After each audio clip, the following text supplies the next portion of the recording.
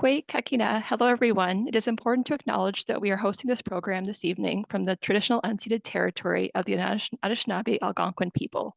Many diverse First Nations, Inuit, and Métis peoples now live, work, and study in this territory. Thank you for joining us for Break the Fake, what is real information or real or fake news, presented by MediaSmarts. My name is Christine. I work at the Ottawa Public Library, and I'm happy to be here with you this evening. So before we start, I have a couple things to tell you. We are recording this video for the OPL YouTube channel, so we have turned off the option for participants to use their cameras. Everybody is muted so we can hear the presenter clearly. During the program, if you have a technical difficulty or a question, or if you want to answer a question for the presenter, you can use the chat or raise your hand and we will unmute your mic. Also, please note that if you use your microphone, your voice will be recorded on the OPL YouTube video. And now it's my pleasure to introduce Marc-Alexandre, our special guest for this evening. As a media education specialist, Marc-Alexandre is responsible for creating resources for educators, parents, and community groups, and for conducting outreach activities with French language schools, school boards, education ministries, faculties of education, and community organizations across Canada. He holds a master's degree in theology, as well as a bachelor's in education and theology. Marc-Alexandre has previously worked as a teacher in the Ontario and Alberta school systems, as a facilitator in Ontario schools, and as an editor and translator. He believes in the well-being of all persons experiencing the rapid growth of technology through comprehensive digital literacy and intersubjective education.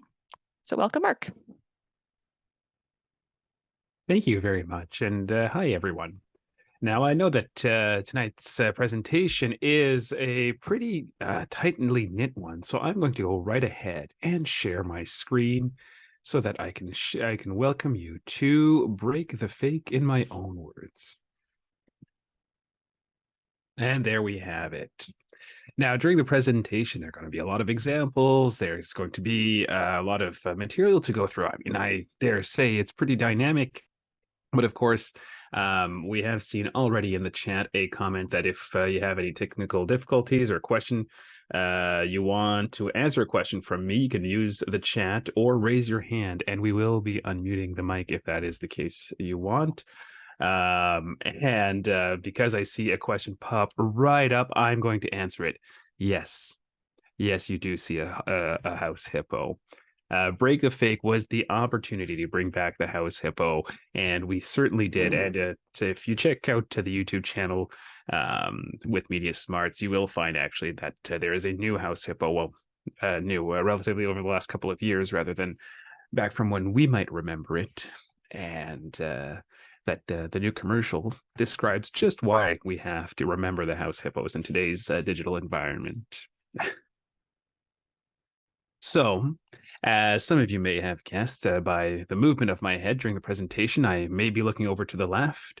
It's not because, well, yes, I am actually quite distractible, but it's got nothing to do with that in this case. It's actually because the chat window will be coming up, and if I see any questions or anything that need answering, this is where I will be alerted. Otherwise, I will be facing front and center. Now, without further ado, let me welcome you to the Break the Fake workshop, where today we'll learn 4 easy ways to tell if something is true online.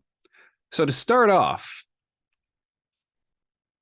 can you tell me, or tell yourselves, because I understand that the chat is still a little bit hard to follow the whole way through, but if you want, please go ahead and participate live. Which of these pictures is real?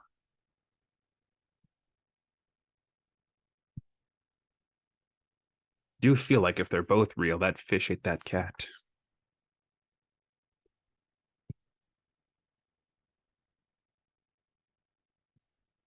So it's actually, well, ironically, the catfish, this sort of goldfish species that grows huge. Next, looking at these 2 news sources, can you figure out which one might be real?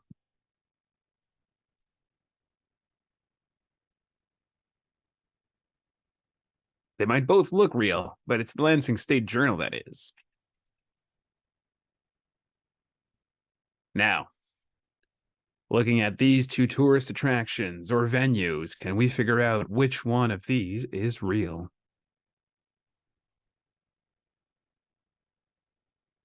That's right. A top tourist attraction is the cat, as a matter of fact. So, if we're looking at these images, if we're thinking back, how many of us got all three of these right? Now, I can tell everybody here without just a moderate amount of shame, because I really thought that I could trust my eyes and my own judgment looking at these pictures. The first time I gave this workshop, I did not get a single one right the first time. I was truly convinced by each and every alternate possibility. And that's because there's no easy way to spot misinformation online.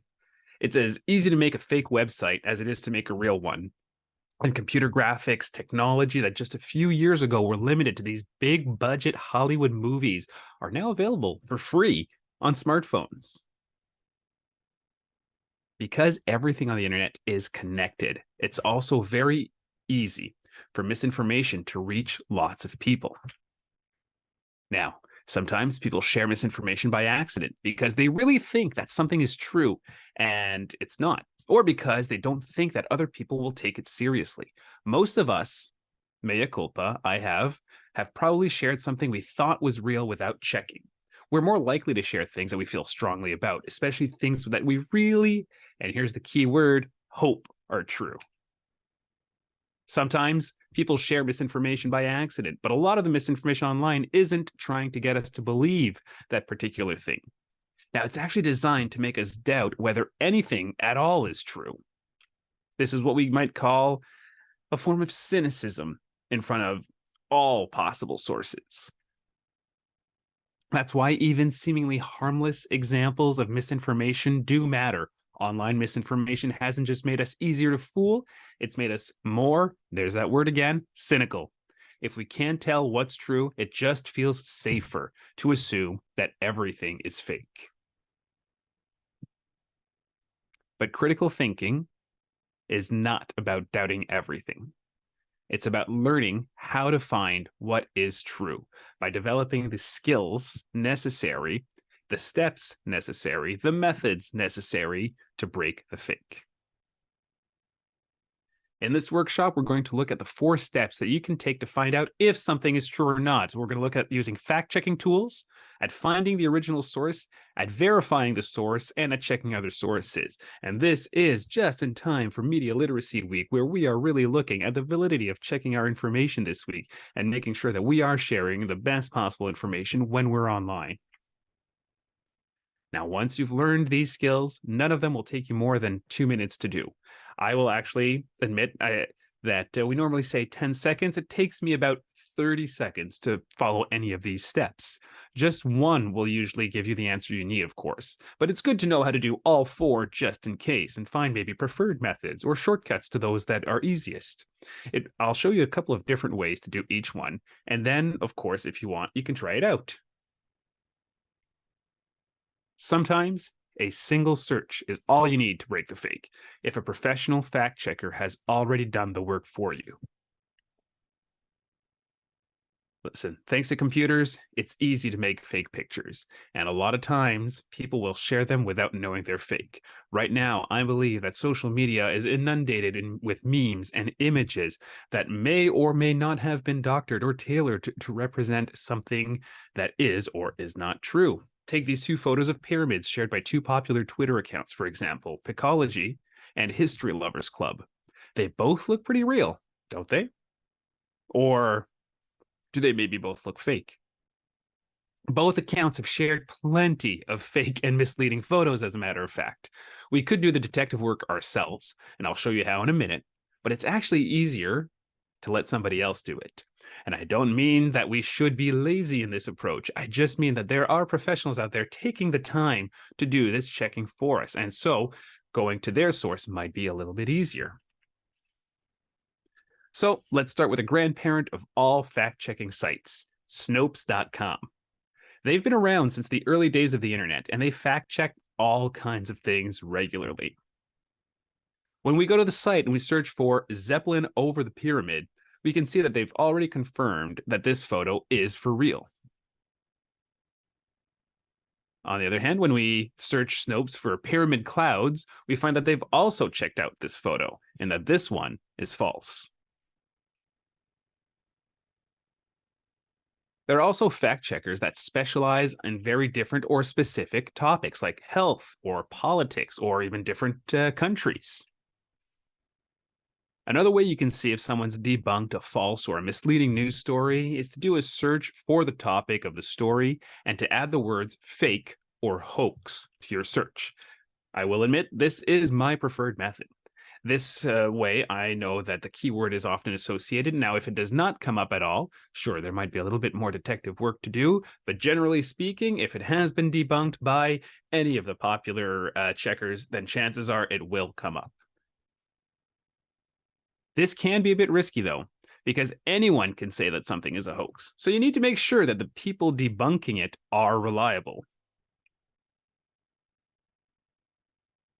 To be sure a fact checker is reliable, see if they've signed in onto the International Fact Checking Network's Code of Principles. One more time, that's the International Fact Checking Network's Code of Principles.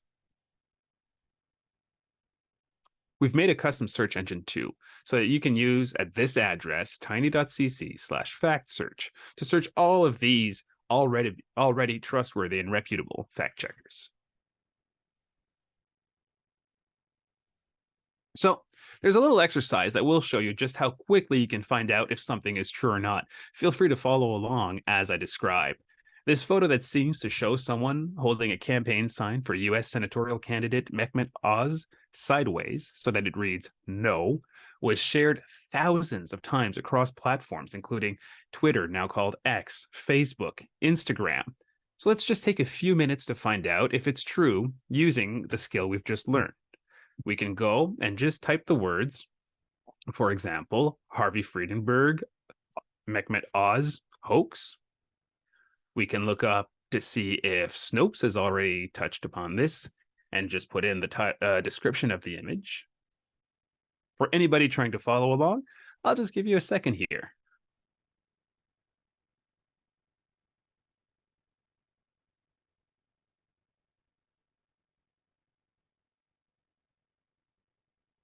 So as you're looking along, you may just even be wondering yourselves whether this is true or not. And how did you find out? Did you follow the steps prescribed? Did we trust our eyes? Did we go for how the image made me feel? So we can do the search with the hoax or the fake added. We can do the custom fact checker with the tiny CC link that I had proposed. And either way, we get led to Snopes, where we can see that the image is, as a matter of fact, a fake. In the original, the sign is actually being held correctly. See, it doesn't take a lot to modify an image or to make something look real with very little effort, as I mentioned before. So if we look for information about the fake restaurant we saw earlier, that was the Nouveau du Lutte, we will find that fact checkers have not covered it, which shows us that just because a fact checker hasn't debunked something doesn't mean that it's not necessarily true.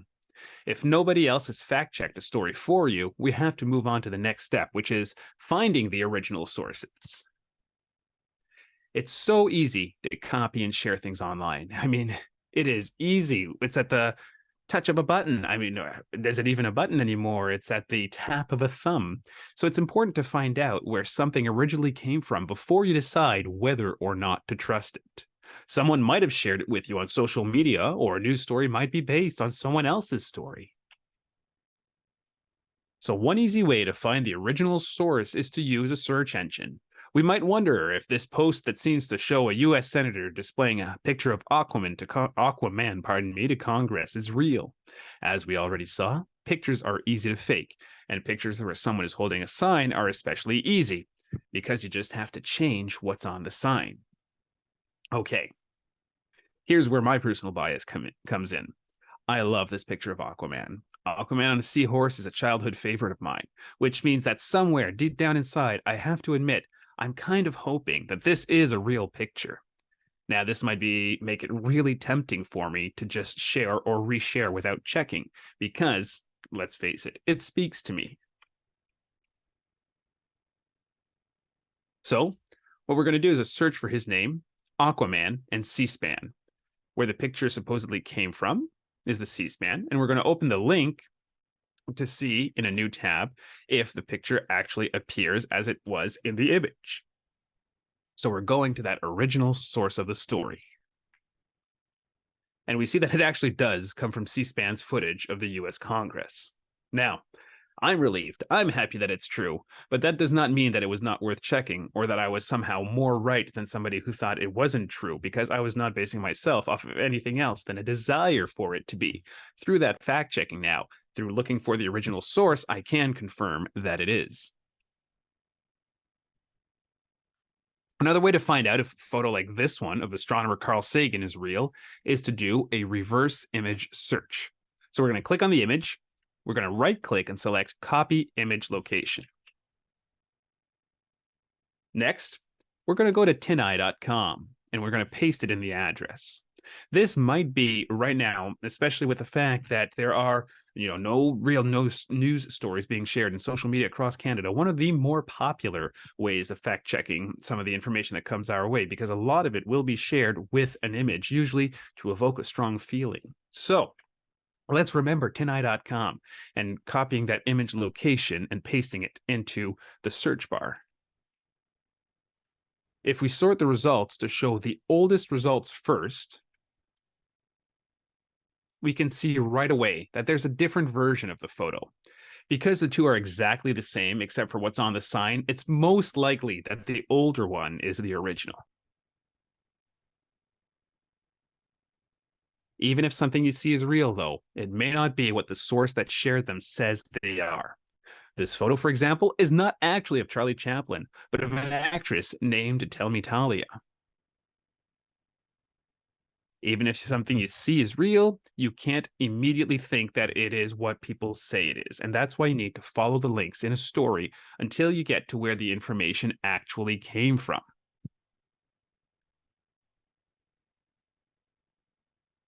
That's especially important on social networks, where we usually pay more attention to who shared something with us instead of where it originally came from. Now, if my director of education here had decided to share a video about online information and it came from MediaSmarts, I might be tempted to say, hey, that's trustworthy. I know the person. They usually share valuable information. I should just reshare because I think I know that I can trust them. But what if that person really thought they were sharing something trustworthy and didn't realize that they were sharing misinformation? Now, if there aren't links, look for phrases like here, the New York Times reported, or the word source at the top or the bottom of a story. If something is representing itself as a story, it should usually quote the source. If it's presenting you with facts or statistics but doesn't tell you where they came from, then there's no way to know if you can trust them. I'm not saying that they're automatically not trustworthy. I'm saying that there's no way to know for sure whether they are trustworthy or not without being able to go back to their source material. Kind of like in high school where they always said, put your sources, put your sources, put your sources. Where are your sources? This is exactly the same concept being applied to, well, every form of journalism. The story from the website Blaze Media here says a man was arrested while trying to cross the Atlantic in a human-powered hamster wheel. We may have no particular reason to trust Blaze Media, but that doesn't matter because it does link to two sources that we know are reliable, NBC News and the BBC.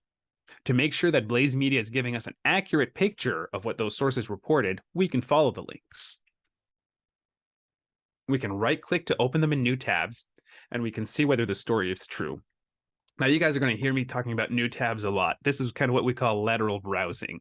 Instead of closing every tab every time or navigating to new websites, we open in new tabs in order to be able to cross-examine no, that is the lawyer speech, to compare the information from both sources in order to make sure that the information we're getting is truly the most accurate. If there aren't links in the story, you can still do a search for the topic plus the sources that are given. We can also use the reverse image search, that's a drum roll again, to see if a photo really is what it seems to be. According to this tweet, this photo shows a terrible mess left behind after an environmentalist protest. Now, who sees me coming with the but? Following the steps we learned just a few minutes ago, we see that the picture is actually from a concert in 2014, has nothing to do with said protest. So, if you want to try it out here, we get to go ahead and put our skills to the test. Did explorers really find hundreds of animals that were thought to be extinct at a place called the Lost City of the Monkey God? Let's take a few minutes to find the original source of this story and see if it's true or not.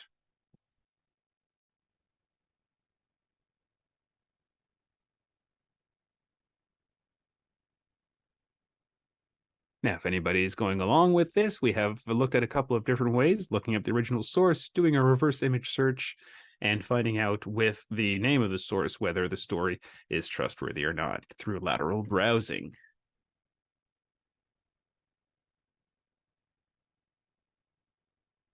It probably didn't take you very long to see that this story was indeed true. Even though you may have no reason to think that Nexus Newsfeed is a very reliable source, when we follow the link, we can see that the story actually came from The Independent, which is a very well-known British newspaper. But what if you didn't know whether The Independent was a reliable source or not? And how do we know that it is their real website anyway? Well, we'll answer all these questions when we look at the third step, verify the source. Whether you're looking at a website, a photo, a video, a news story, what really matters is whether or not the people who originally created the content are trustworthy.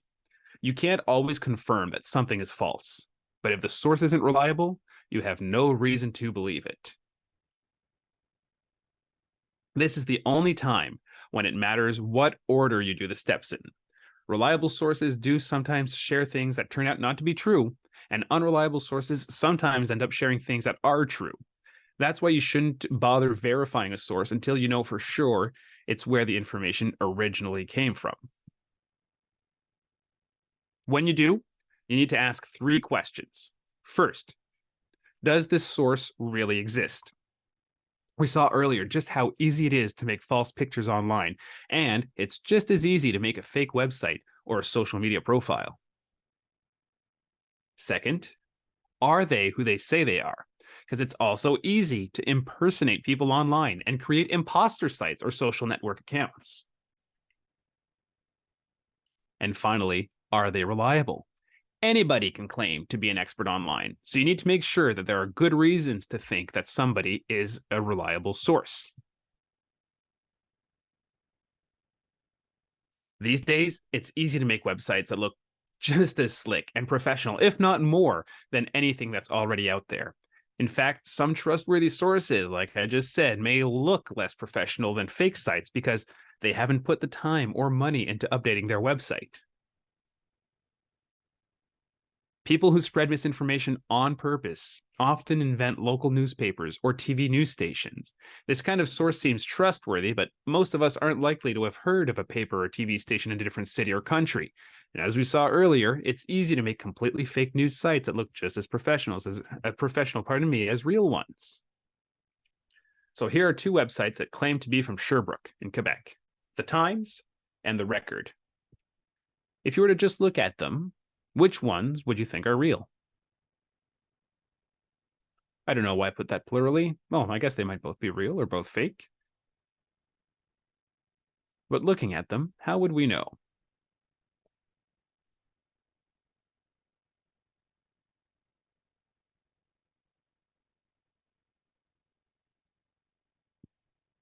Both of them actually have an About Us or a Contact Us page with a street and email address and the names of people who work there.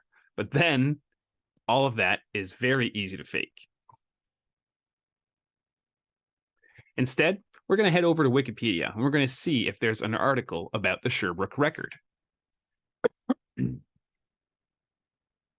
Now, right now, you don't actually have to do the Wikipedia search. You can just put what you're looking for in the search box and add Wikipedia, and the first result will likely be the right one.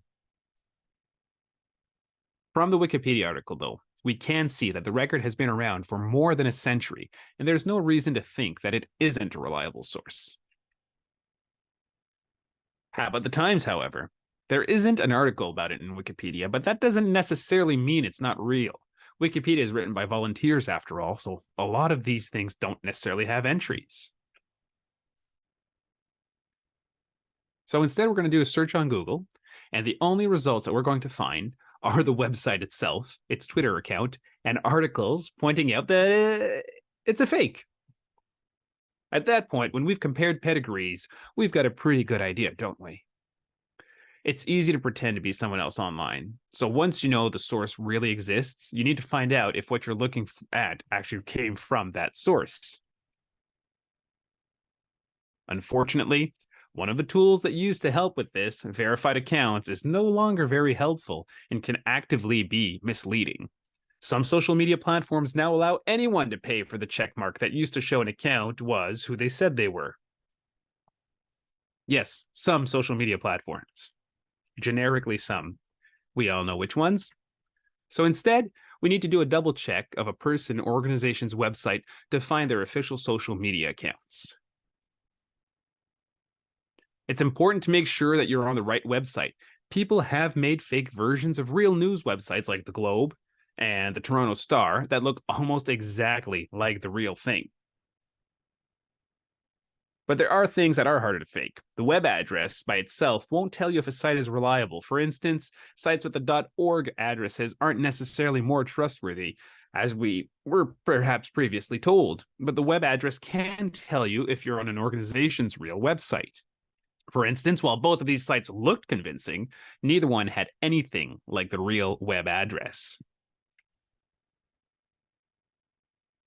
If you're satisfied that a source is real and is who they say they are, you have to find out whether they're trustworthy. For sources of general information like newspapers, that means asking if they have a process for making sure they're giving you good information and a good track record of doing it.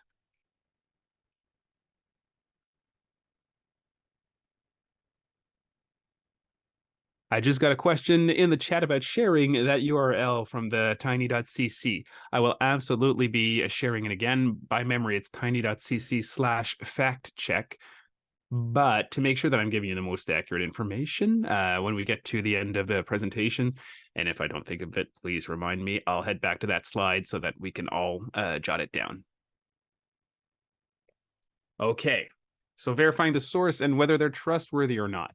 Like I was saying, do we have the process for making sure that the information is good, and do we have a good track record? It becomes important when we're looking at sources that aren't necessarily fake, but that may only give you part of the story, or may not have very, let's call them high standards in making sure that what they post is accurate. Unreliable sources sometimes do share things that are true, however, and even reliable sources can make mistakes. In general, though, if you see a story from a source you know is reliable, you can assume it's probably true. Let's look at another pair of newspapers, the Washington Times and the Washington Post. They're both real newspapers, and neither one is entirely unreliable, but one is more reliable than the other. When I say that, am I the only one who hears one of these things is not like the other? Moving on. There are signs that you can look for to decide how reliable a news source is. For example, how often do they make mistakes? If they do make mistakes, do they admit them and publish corrections? Which I would argue is probably one of the most important factors. Are they willing to publish things their owners or their readers wouldn't agree with? If we look up the Washington Post on Wikipedia, we see that it's been around since 1877 and has won 65 Pulitzer Prizes for journalism. It's not perfect. They've published a few stories that turned out to be inaccurate, which they retracted and corrected publicly, but overall, it has a good track record. The Washington Times has also been around for a while, since 1982, but their track record It's not so good. Most of the Wikipedia article is about times that they've spread misinformation about everything from the ozone layer to secondhand smoke. This doesn't mean that the Times is an entirely unreliable source or that the Post never made mistakes, but it does mean that most of the time you'll do a lot better trusting the Post. For more specialized sources, you want to ask whether they're experts or authorities on that topic. Being an expert is more than just being a doctor, a scientist, or a professor. We want to make sure that they're an expert in the right field. MD, PhD does not automatically qualify one to speak on every subject. As a matter of fact, when we get that specialized, it is fair to say that we should know that we can only speak on a very, very narrow set of subjects with authority. And therefore, usually speaking on a larger set of subjects using that authority to speak might be an indicator that we have to fact check that information. A dietitian would be an expert in what makes up a healthy diet, for example, but certainly not vaccines. Some sources, like certain professional groups or government agencies, are recognized authorities on particular topics. What they say carries more weight than any single expert in that field, and a lot more than a person or a group who is not an authority. So, how do you know who's an authority or not? Remember, anyone can call themselves a university or an institute on the internet. This is just as simple as creating a fake website or creating an organization that uses the word university and has nothing to do with academics or courses. The article on the best cities for remote works cites a report from an organization called Lawn Starter. But a search for lawn starters shows that there are an online platform for mowing, which suggests that their best cities may not be entirely objective. It may, in fact, be dedicated by where the business is. So we can give it a try if we'd like. We can take a look at these two similar looking groups, the American Academy of Pediatrics, the American College of Pediatricians, that both claim to represent American pediatricians. Which one are we more likely to trust? Now, we've already looked at some of the methods that we can use. Of course, we don't know if these organizations, just looking at the website, are necessarily trustworthy. These aren't news websites, so we don't know whether they've published retractions or corrections on their pedigree. But we can still look up some of that additional information that we mentioned earlier. Excuse me. So looking at these, maybe taking the time to do certain searches as we've seen before. Which one of these two organizations seems more reliable? And how did you find out? Notice how often that how is so valuable in fact checking now.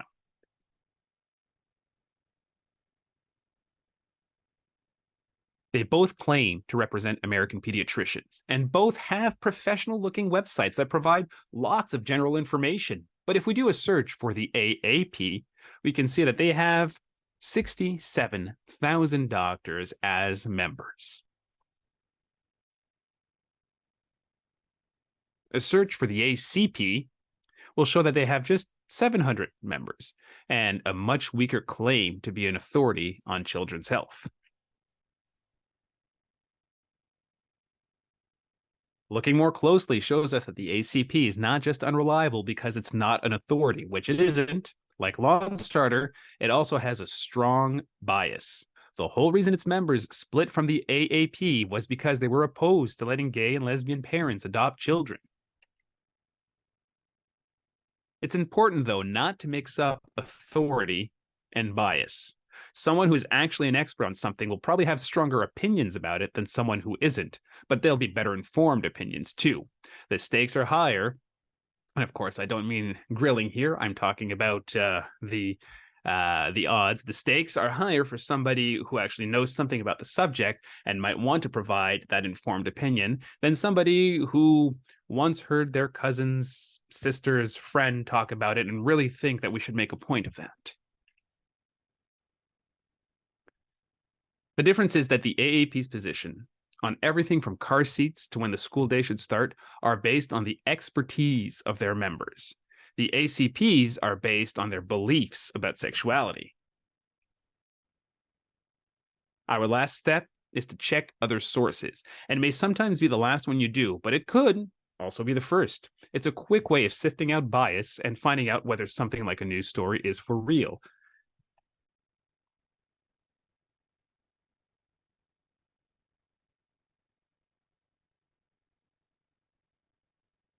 Oh, we're having a different. I appreciate that information. It looks like we have some different information about the American College of Physicians and the wiki article. Now, here's another thing: the wiki articles might change. I think that when we last checked this one, it was accurate as of 6 months ago, but that does not necessarily mean that we necessarily have the same information now. And what I will do, thank you for this, is look it over post presentation and make sure that everything is lined up.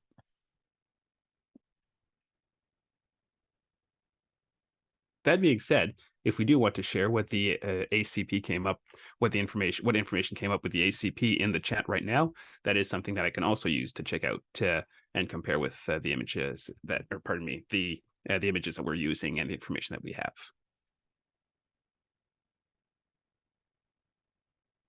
Oh, these things happen. Okay. That being said, what this tells me, and my absolute favorite thing about online presentations is surely this chat intervention here is that somebody was practicing, went through the steps, found an inconsistency, and asked to share. That makes me very happy, whether it's an inconsistency or not, because it means that somebody is right now applying that. And we can never be sure when we're online. And of course, talking to, let's face it, a camera of a crowd. And so thank you very much for having gone through those steps and having shared. Much appreciated. Now, we're talking about checking other sources, and like I said, could be the last step we do, could easily be the first. It's a quick way of sifting out bias and finding out whether something like a news story is for real. For example, did this politician really do a Facebook Live video with a cat face filter? If we do a search for Pakistani politician cat filter and switch to the news tab, we see that the story was covered by many different news outlets, from Global News in Canada to the BBC. In this step, we're not worried about the reliability of a single source. We're looking for something called consensus among mostly reliable sources that something actually happened or not. The news tab is better than the main search for that because it's just more curated, kind of the same way that we curated a list of fact checker sites on the tiny.cc link.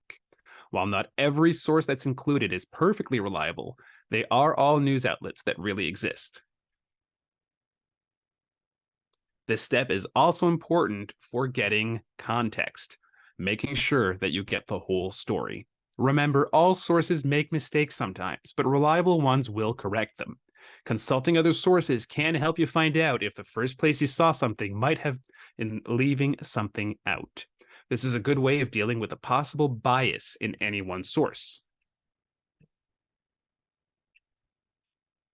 You can also use this step to find out whether something fits with what most of the experts on that topic agree, what's called the consensus view. In fields like medicine, science, and history, consensus has been built up over time, with each new piece of evidence tilting the scales in its favor. Something that goes against the consensus may turn out to be right, but it needs to be more and better evidence to outweigh the current consensus. While it's generally a good idea to give both sides of a story, including views that experts agree aren't right, can actually spread misinformation. An article on the pyramids, for example, doesn't have to mention that some people think they were built by aliens. I mean, is it really that important to show all points of view to say that some people believe that they were built by aliens, unless we want to talk about how some people erroneously believe that they were built by aliens? News outlets and Wikipedia aren't always the best place to look for consensus on health and science, though, because the people writing the articles often aren't experts. For those topics, you want to turn to the sources you know are authorities. So here's another video, this time claiming that the North Pole is moving. We've made a custom search that looks just at the sources whose writers are experts in the fields that they write about. This one, tiny.cc/science search. No, it's not the same one as before. This one is curating specific scientific sources.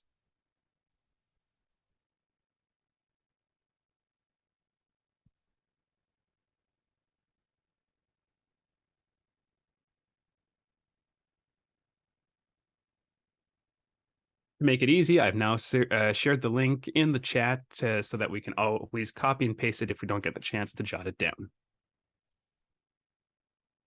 Now, a quick search here for North Pole moving tells us while not every detail in that video might be true, it is true that the magnetic pole is shifting. You can use this step together with the last one by building your own toolbox of sources that you've confirmed are reliable. So we can put this to the test and try to search whether this article in the Express, scientists at NASA have said that we're heading into a solar minimum, which may cause a mini ice age, is true. Take a few minutes to use the skills we've covered in this step to find out.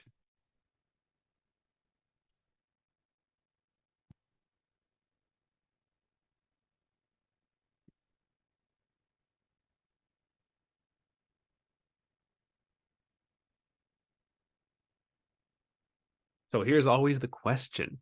What is the story, and how did you find out? We can check with all three of the different skills that we've already covered in this step, though each one would give you the answer by itself. Huh. I'm so happy to see that we've got someone jumping in right away. False according to NASA's website.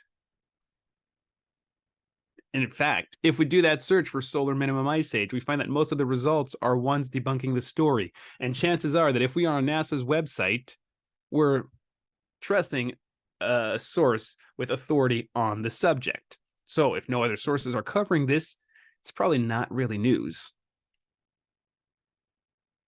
We can quickly check the Wikipedia article on solar minimum, and we can hit Control F and search Ice Age, which shows that these words aren't even mentioned. If we want to take another minute and browse the article, we'll see that the term solar minimum refers to sunspots and solar flares, not temperatures.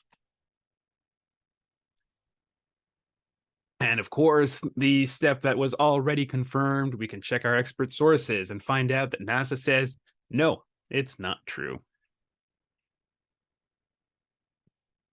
So let's wrap up with one final test. Is the fashion brand the fashion band would be interesting. I guess it would be a sister concept to glam rock. Is the fashion brand Prada going to start making spacesuits? Have scientists found evidence that humans and dinosaurs lived at the same time? For each one, pick which of the steps we've covered that you think will be the quickest way to verify each of these stories and try that first. And if that doesn't work, go to another one. And if you feel like sharing in the chat, please do. We are on the final step of this presentation. And if we want to talk about our procedures or how we got to that information, please feel free.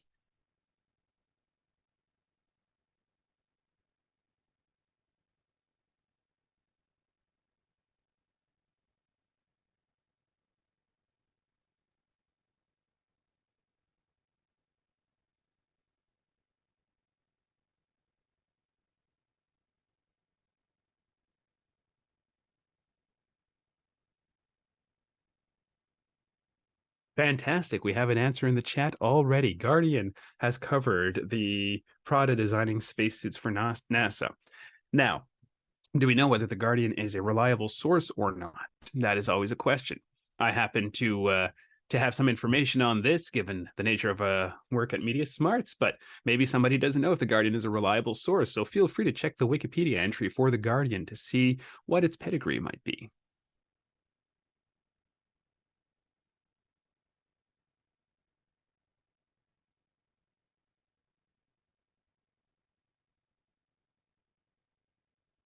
So it doesn't probably take you very long to find out that the Guardian's been around for a while.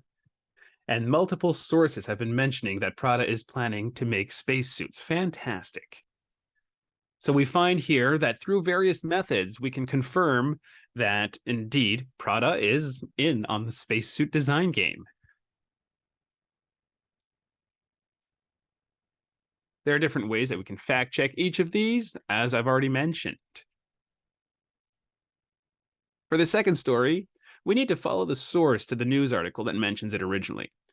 Though the illustration suggests that scientists actually think humans lived with dinosaurs, if we read either the text or follow its link to the scientific article, we'll see that it's actually about earlier finds of placental mammals that humans evolved from. These are marsupials like kangaroos and monotremes like platypuses and the other earlier branches. And if we do find other sources, and I know because I checked this during a hot debate at one point, we will find that usually they will be centered around people who want the soft tissue example, for example, to be a reliable proof of a much shorter timeline of dinosaur existence, and that other scientific sources have indeed debunked it.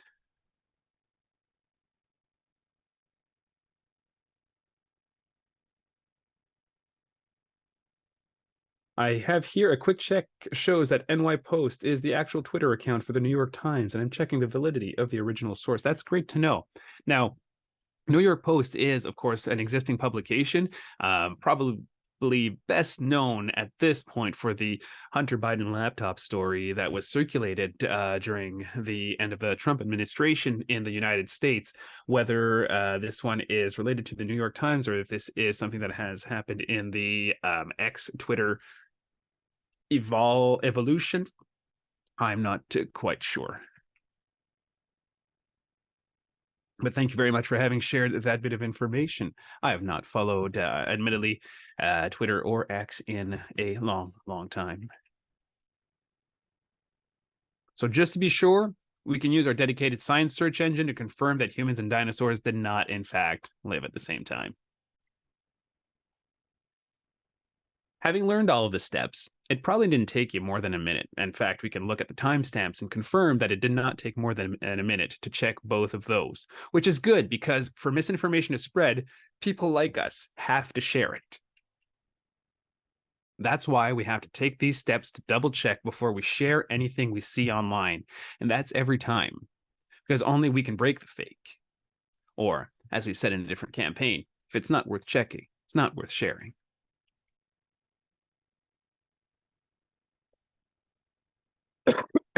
Excuse me. So I want to take the time to thank everybody for the participation and the interest that they showed in this presentation tonight.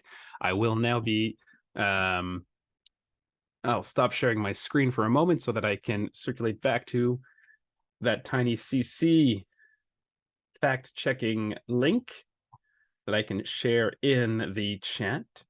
In the meantime, if anybody has any questions or comments, please feel free to start posting or typing or raising your hand in with the virtual function. And I will be happy to address these matters. It can be directly related to what we've discussed today. It can be tangentially related as well. I mean, all of this online information matter is so interconnected that it does feel good to be able sometimes to confirm or discuss orbiting subjects and not just the central fact-checking tools.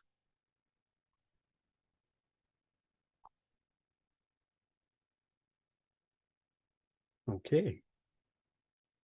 Will this catch deepfakes? Oh, deepfakes. That is very interesting. Deepfakes, translation modules, machine learning and artificial intelligence is, of course, making it harder and harder to catch what we see right away as information. Now, thankfully, these steps are, and the attitude that goes with them are still useful in finding out whether something is a deepfake or not. Now, if it just came out, chances are, if you caught it on, its first 5 minutes, there will be nobody right away checking these deepfakes and finding out whether it's true. But I will say that their material has been, deepfake material has often been debunked by sites like Snopes.com. Oh, that is a very good point. Yes, you can absolutely train AI to spot AI-made deepfakes. And for anybody who has the time or inclination, I strongly recommend it. It is a great use, very creative use of our technology.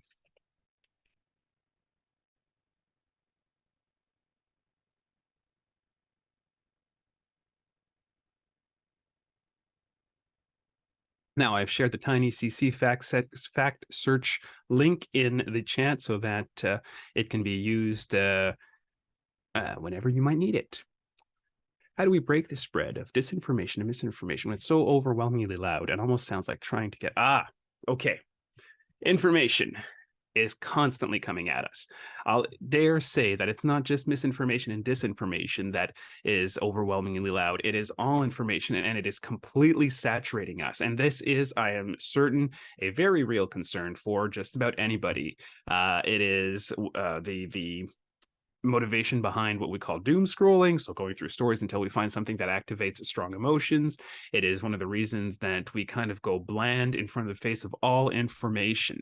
So how do we break the spread of misinformation and disinformation?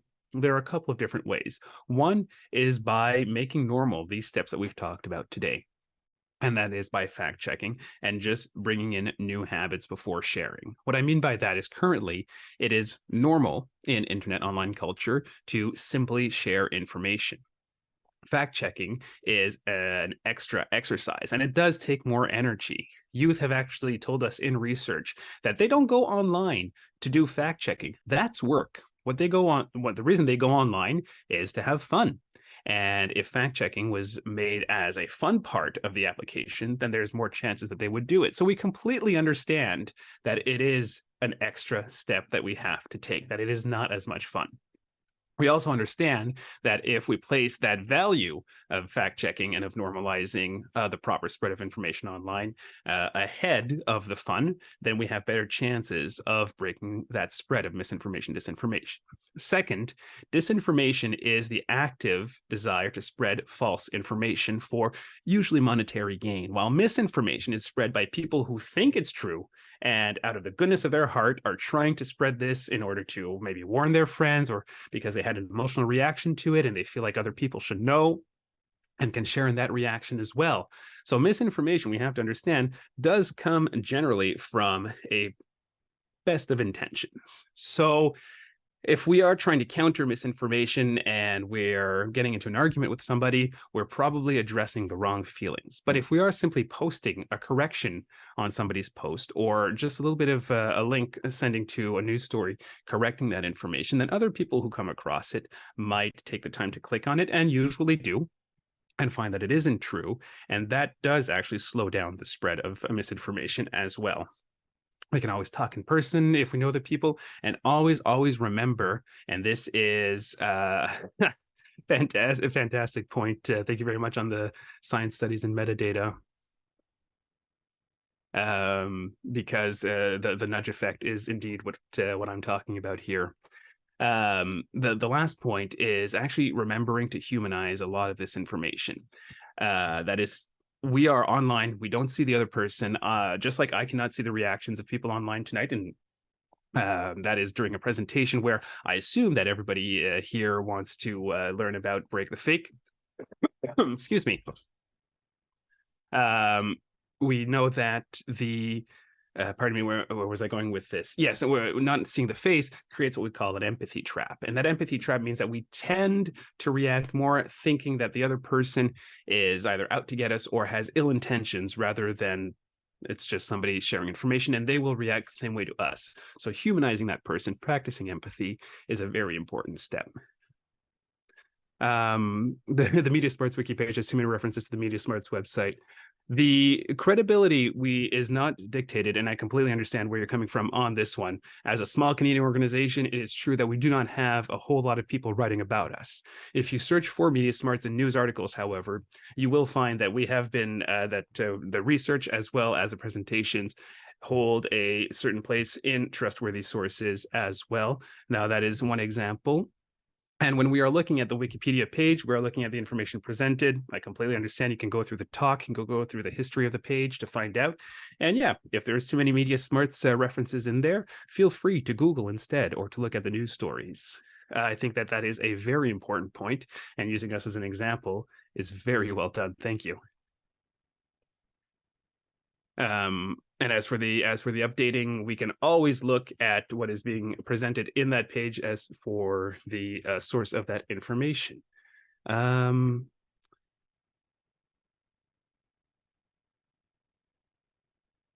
think that those are the questions that we've touched upon. Although, if there are other ones, please feel free to keep sharing. Or if you still find it contestable on the wiki article, please feel free to look at the other information that is available. I will certainly not discourage everybody here from practicing exactly what we've seen tonight to test out the reliability of what I've presented.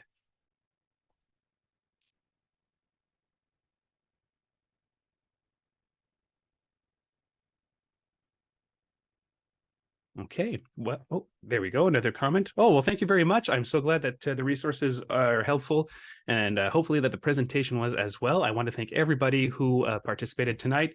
It was wonderful to see the activity in the chat. It was wonderful to see the windows in the participation, to know that fact checking and reliability of information is something that that is dear to us. We see mentions of Google seeming to have some fact checking tools too, so that is always good to check. And the whole point of valuing that information is exactly what we are relying on in order to normalize that environment, as I mentioned earlier. And that is what we are doing tonight by participating in this presentation. Thank you, everybody.